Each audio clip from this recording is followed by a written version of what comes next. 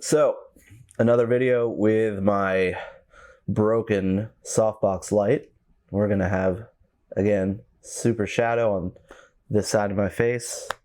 I'm trying to remedy it again, but it's really not working out. I said in one of my videos that lighting was going to be one of my big focuses for upgrading gear. I just really haven't gotten around to it because I've been working on workflow upgrades like the dummy battery and the capture card and the lavalier mic. So I really wanted to nail some of those things down first before I put a big investment into lighting. So this is what we got for today. Now today's video is going to be a little bit different. You're only going to see me in this intro and then probably again in an outro. We're going to do a video essay today. Today I want to talk with you guys about the history of Fujifilm. As you guys know, I have a couple of Fujifilm cameras. I've had another one, and it's one of the brands that I really love. So I want to talk about where they came from and where they are now. So, roll the intro.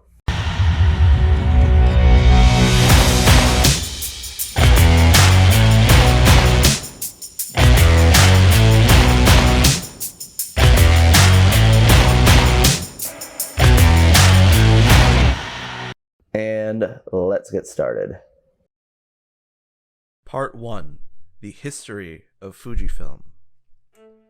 Fujifilm started in 1934 as a film company. They created film stocks, photography paper, and plates for people to use with their cameras.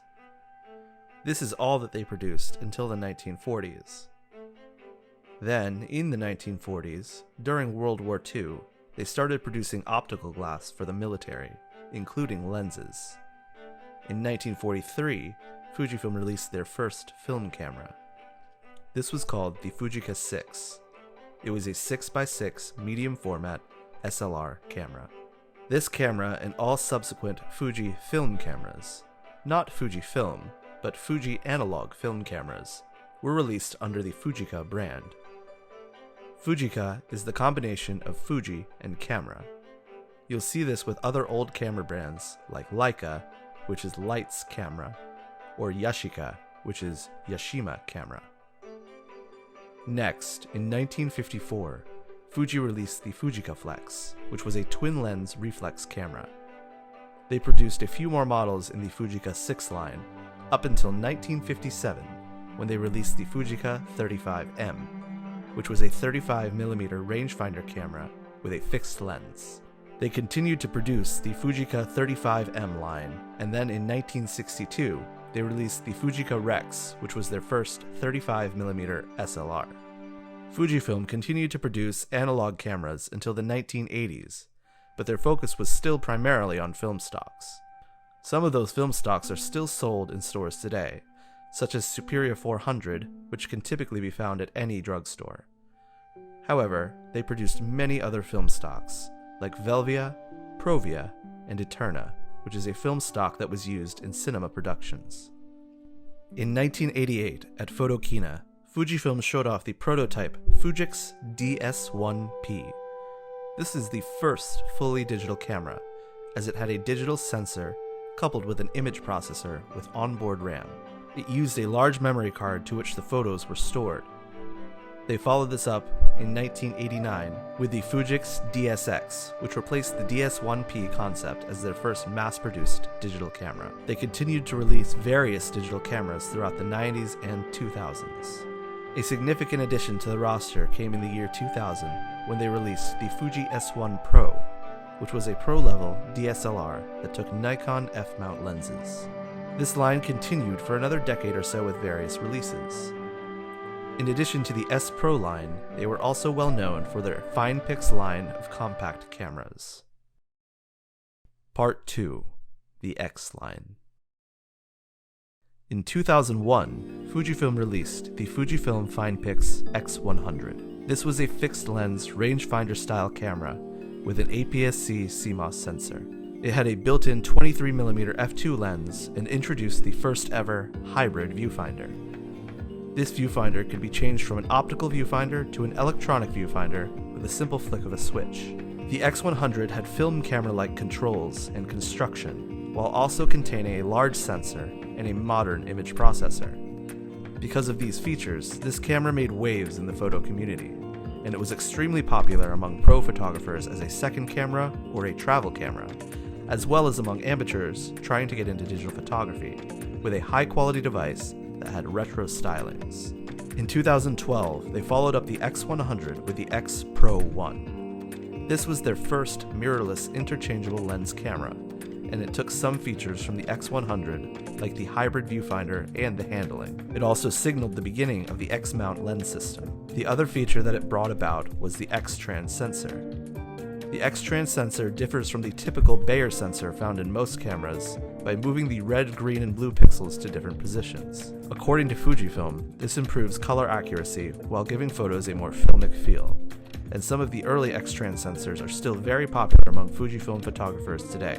With this camera, they released 3 lenses: a 30mm f1.4, a 60mm f2.4 macro, and an 18mm f2. In 2013, Fujifilm released the XE1, which ditched the optical viewfinder for an EVF-only setup, but it was a higher resolution EVF, and they improved the autofocus on this camera versus the X Pro 1. They followed this up with the XM1, which was the lowest end body yet. This camera did not have a viewfinder, but it did have a flip-up screen, allowing for improved angles. This was the smallest and cheapest Fuji camera at the time. Next, in 2014, Fujifilm released the X-T1. This was a weather-sealed SLR-style hybrid camera, which had not only decent photo specs, but could also be used well in video. It retained both the EVF and the flip-up screen from the XE1 and the XM1. Part 3. Model Lines and Differentiators. Today, Fujifilm produces various model lines within the X lineup. The lines can be somewhat confusing to those not invested in the system, so I'm going to break them down by category. I'll start with the APS-C cameras. First, the X100 series, which are fixed lens cameras with the hybrid viewfinder. In this line, Fujifilm has the X100, the X100S, the X100T, the X100F, and the X100V. The X100V was a huge improvement over the previous model, offering a flip-up screen and an improved lens. Next, there is the XT series. We'll start with the XT single-digit line. These are pro hybrid cameras. They are weather-sealed and can shoot 4K and have dual card slots since the XT2. In the XT single-digit line, there's the XT1, the XT2, the XT3, and the XT4. The XT4 introduced in-body image stabilization, or IBIS, and a fully articulating screen. In addition, there is an XT 2-digit line. These are consumer-level hybrid cameras. They inherit some features from the XT single digits, but some of the features are pared down. These bodies are smaller, and the price point is more accessible for these cameras. There's the XT10, the XT20, and the XT30. The XT30 also has a Mark II version. I use the XT30 to shoot all of my videos. The final part of the XT line is the XT 3-digit cameras. These are beginner or amateur hybrid cameras. The features have been heavily reduced for those cameras, and they no longer use the X-trans sensor. Rather, these have the Bayer sensor array that most digital cameras use. For this line, they made the XT100, and most recently the XT200. Next is the X Pro line. These are interchangeable lens pro rangefinder style bodies with a focus on photo. While they do shoot video, it is not suggested that you purchase these cameras for video. There's the X Pro 1, the X Pro 2, and the X Pro 3. The X Pro 3 brought a controversial flip-down screen. When folded into the body, the screen is not visible at all. Instead, a small window showing either your film simulation or some settings is visible. This is to encourage the user to shoot first and review later, rather than reviewing each picture on the display as it is taken. While many photographers find this helpful in staying in the moment, others feel that Fujifilm shouldn't be deciding this for you. It's a gimmick, but a fun one in some cases. Following this, we have the XE line, which are consumer photo-focused rangefinder-style bodies that are more compact than the X Pro line, and cheaper. As with the original XE1, these are EVF only. In this line, we have the XE1, XE2, XE2S, XE3, and most recently, the XE4. The XE4 did away with the grip and focus mode switch on the front of the body and added a flip-up screen. Continuing with the rangefinder style bodies, we have the XA line. These are the amateur or beginner rangefinder style cameras, and they are similar in features to the XT100 and XT200. However, these cameras do not have a viewfinder at all. With the XA line, we have the XA1, XA2, and XA3. Then, apparently, Fujifilm decided they were no longer going to make even-numbered cameras in this line, so we have the XA5 and the XA7. There was also an XA10 and an XA20, but these cameras are much lower end. Next, we have the XH line. So far in this line, there is only one camera, the XH1. However, there are rumors of an XH2 to be released in the coming weeks. This camera focused more heavily on video and was the most pro-level body that they had released at the time. It was also the first Fuji camera to feature IBIS. It is the largest Fujifilm camera to date in the APS-C line. Next, there's the XS10. This is a hybrid camera which sits above the XT 2-digit line, but below the XT4. This camera does have IBIS and an articulating screen like the XT4, but loses the dual card slots and weather sealing. It also looks and handles more like a standard DSLR or mirrorless camera from another brand, rather than most Fujifilm cameras that handle like an analog camera.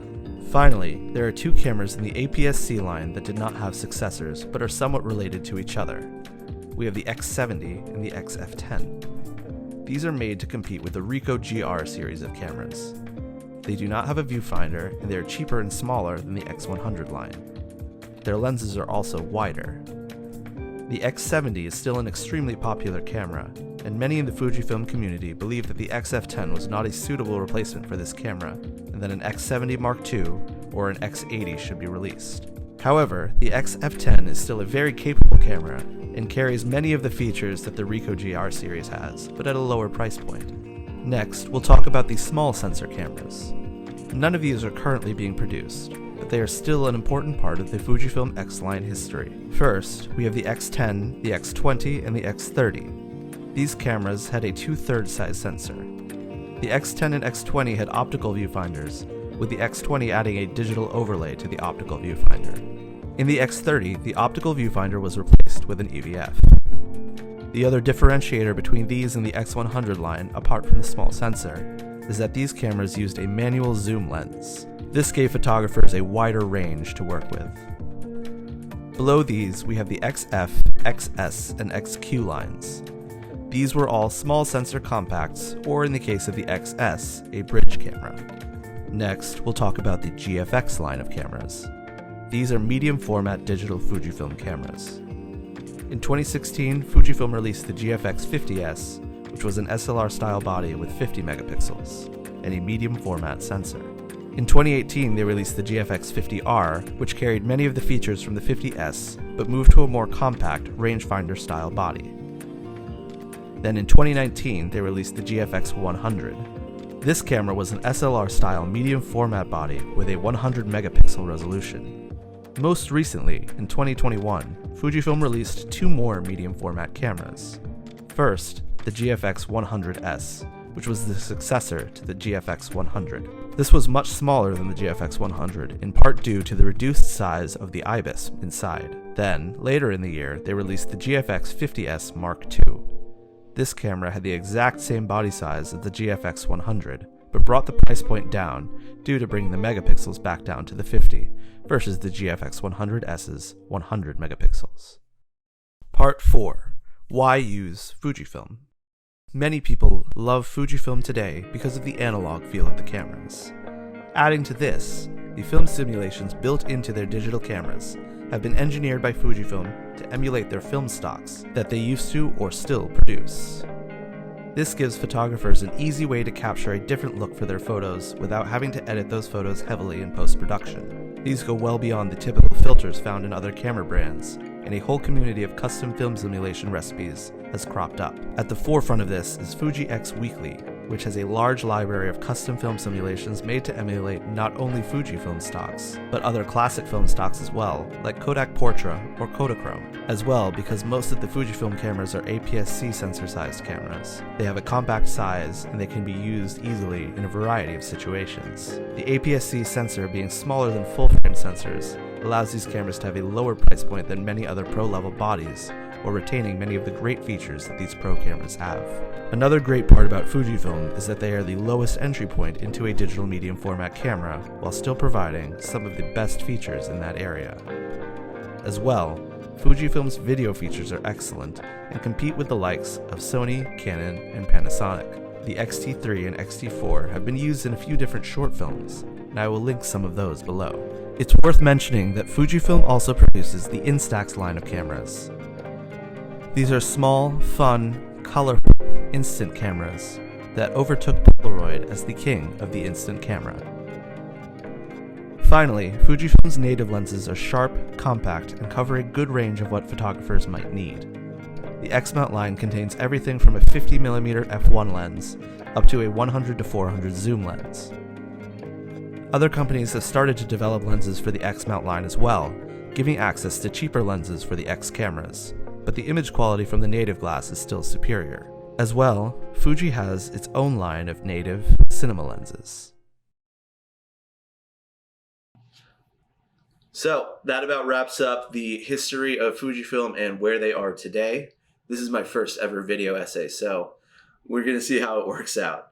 As with everything on this channel, you guys are kind of experimenting with me. If you have any comments or suggestions, as always, leave them down below in the comments section. I'd love to hear from you guys, and I will always answer as quickly as I can. And if you like this video, please like, share, and subscribe to the channel. That's really going to help me grow it into the future. All right, guys. Thanks so much for watching. Have a great one.